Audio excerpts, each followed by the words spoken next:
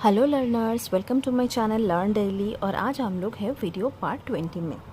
तो last video में हम लोग देखे थे कि जो पोटेंशियल डिफरेंस है उसके जो वर्क एक्सटर्नल के फॉर्मूला है उसको हम लोग कैसे याद रख सकते हैं with the help of a tricks.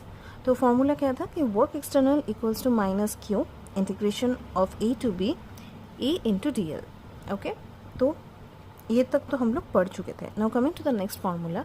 अभी देखते हैं। अभी पोटेंशियल डिफरेंस को we denote with delta with V. Okay, no delta sign is given because for the change that happens that takes place, so that's why the delta sign is given. तो delta we potential difference तो formula क्या है? Work external upon charge.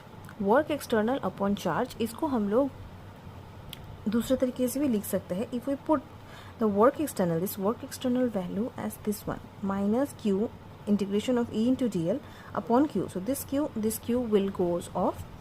So what will left will be minus a to b e into dl. ठीक है, तो potential difference का formula क्या आ गया? Minus E into D L. या फिर इससे पहले ये स्टेप जानना भी बहुत ज़रूरी है कि potential difference equals to external work upon charge. तो चलिए अब इसका ट्रिक्स देख लेते हैं।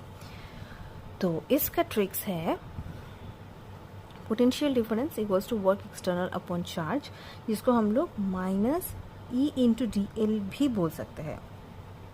ठीक है, तो अब देखिए, अब ये जो रहा ये वाला फॉर्मूला ज़्यादा इंपॉर्टेंट है बिकॉज अगर आपको ये याद है तो आपको पता ही है वर्क एक्सटर्नल इक्वल्स टू क्या होता है। वर्क एक्सटर्नल इक्वल्स टू होता है कि एलिमिनेट करना है चिली विद एक डलडा।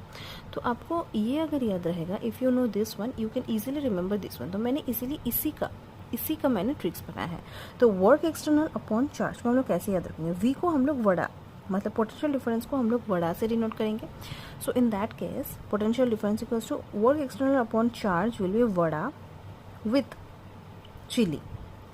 वर्क एक्सटर्नल को हम लोग विथ, और you can say in a very simple way कि वड़ा वर्क्स विथ।